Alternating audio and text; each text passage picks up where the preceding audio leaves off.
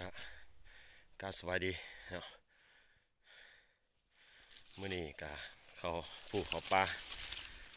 คือเก่าคือหลังแต่ช่วงนี้บ่ได้มาอัปเดตเฮิงละปีนี้ก็ไป4-5เทื่อละแต่บ่ได้มีโอกาสมาอัปเดตมื้อนี้สิพาไปย้ำกับ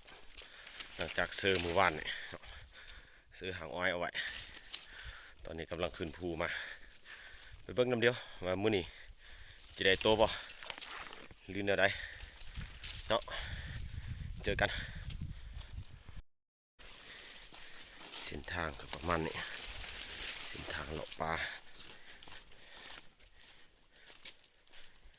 เสียงนกเสียงหนูบ่ยินนกเสียง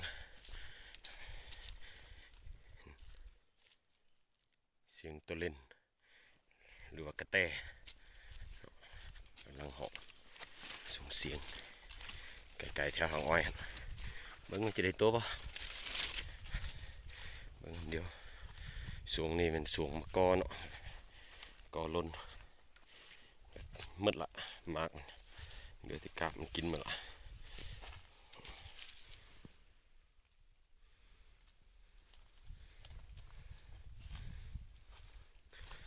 ที่ว่าหางอ้อยมือวานมาซื้อก็เห็ดไว้4-5 บอนมันก็กินหมดละ3 บอนยัง2 บอนแต่ว่าก็เอามันก็ออกแล้วตามกลางกลับซื้อหมูจะได้บ่ไปเบิ่งเด้อพี่น้องไปตอนนี้ก็ไกลๆที่ทางอ้อยแล้วเป็นรุ่นนึงเดียวว่ามันจะได้บ่จะมีโตบ่โบราณ3 หลังเห็นโบราณ4 หลังมันก็เม็ดหึงละ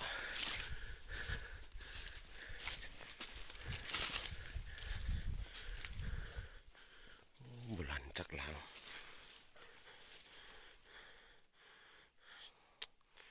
โบราณจักหลังเลยมูมีหอโตกินมันก้อนเม็ดหึงละ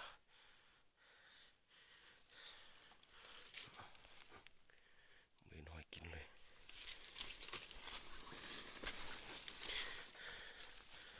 รันจากหลังปลาใส่1 บอนแห่นสุดละบอนนี่มือแล้วกินจนหมดแต่มือนี้บ่มีโตกินเสือกลับป่าไปเบิ่งมืออื่นมึงมันจะได้บ่ฝากกวนมันไปเบิ่งบอลต่อไปลองลุ้นบอลที่2มันจะได้บ่เมื่อกี้นี่ปลาไส้ละล้างปลาไส้1 บอลที่2โอ้หลังนี้ก็บอลัน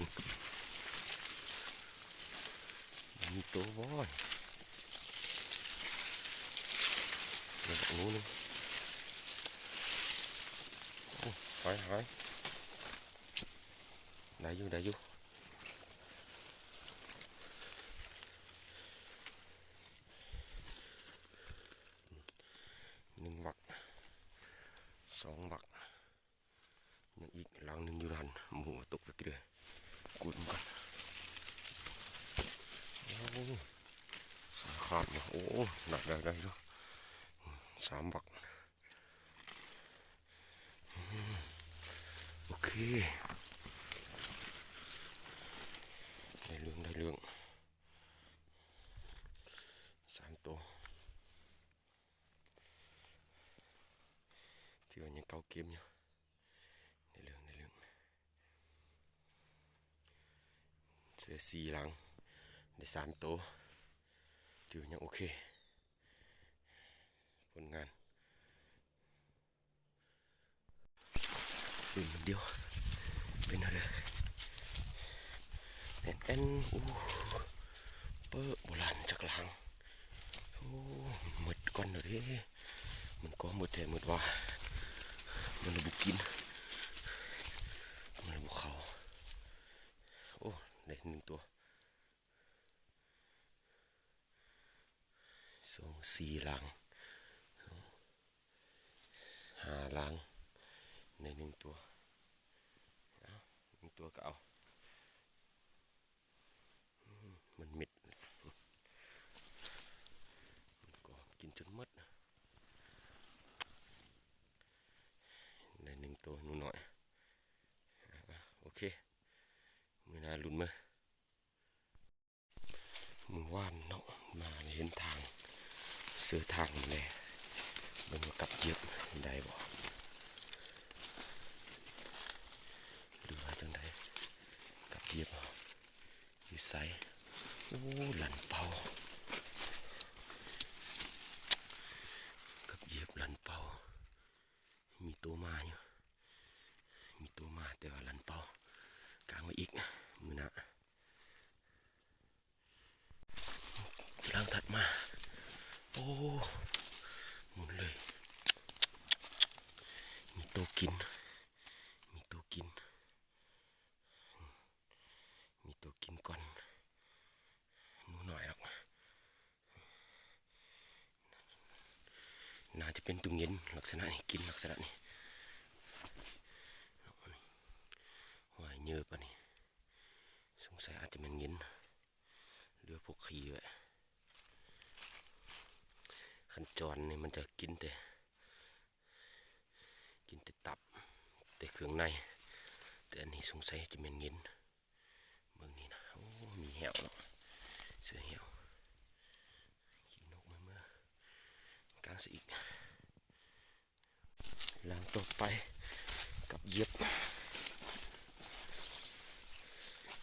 เป็นจังไดเห็นใบไม้ล้นอยู่โอ้หลันเป่าอีกแล้วเสียดายมันด้วยเนาะตามันหลันเป่าอีกโอ้มีคน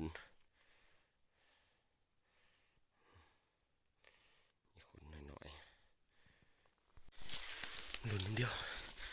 บอลที4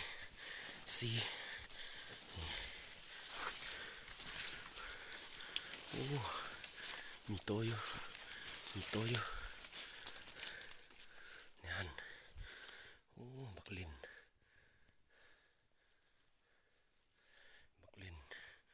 1 ตัวบักลิน2 ตัวบักลินตัวนี้ยังแห้งอยู่3 ตัว4 ตัวอยู่คุณ4 ตัวโอ้หลังนี่หลันเป่า1 หลังโอเคได้อยู่เป็น4 ตัวบอลสุดท้ายสุดมันหลุด1 เดียวหมูเห็นกับเล็กลายล้างอยู่ห่างกันน่าจะมีตัวอยู่เอ็นบอจังได้เห็นกับเล็กลายล้างแท้กับเล็กไปใส่หมดตัวอยู่กองหางหมดในเรื่อง1 บัก 2โอ้ในที่หัว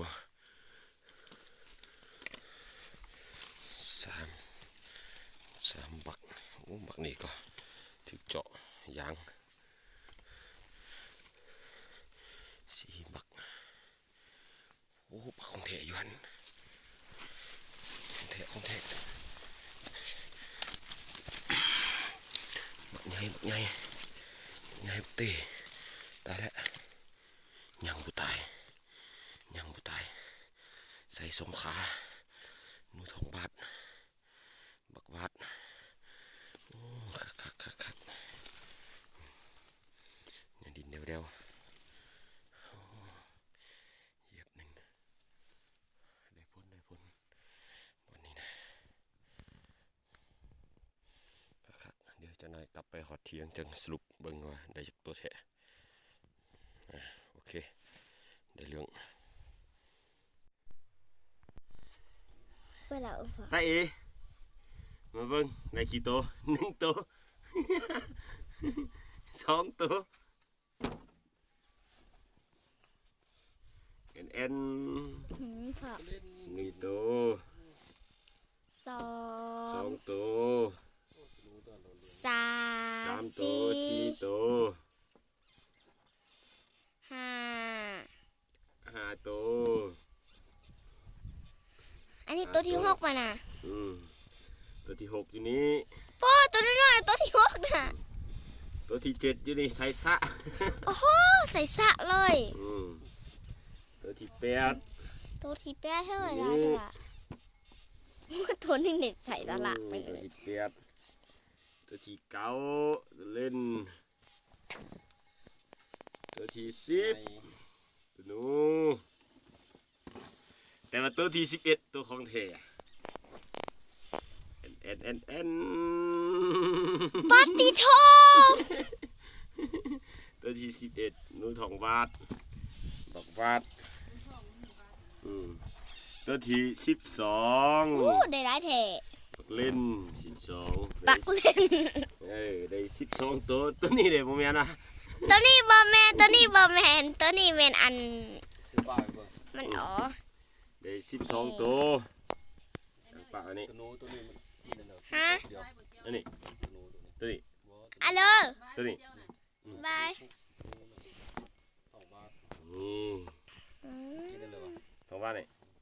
ก็มาหางอ้อยกองหางอ้อยน่ะซื้อๆก็ถือกับเหยียบกองหางอ้อย เบิ้งสีหนาคนอันไปเฮ็ดมาสุดยอดไปเลย มื้อนี้มีมือปืนมานำมื้อนี้ ดูกันเลย มือปืนมื้อนี้มีมือปืนหน่อยมานำยามกลับตัดรั้วผม จิบอกอัลโหลสูทนหมากเบื้องทางหลังส่ง เป็นเด้อสไลเดอร์หะ สไลเดอร์ฟิว สไลเดอร์ลงกระพู้พุ่น กับพัก สาวเก่าก็มานำมื้อนี้ พัก สาวเก่า มาเลย ไม่ถูกลูก สิกุกักเลยโอ้ มื้อนี้ได้เท่านี้เนาะ กิน มืออื่นจะมาลุ้นมือได้เท่าเลย กินอยู่เนาะ อาที่ข้าวเฮงอ๋อทาแกงหนูกันเน้อล้ำหนูกันเน้อให้ยิ้มหน้า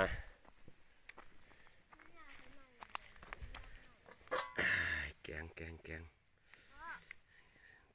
ปีครับบอกมาหน้านะลูกแต่ว่าจะรู้สึกว่าอยากกินข้าวไว้เว้ย ถ้าแกงก่อนเด้อ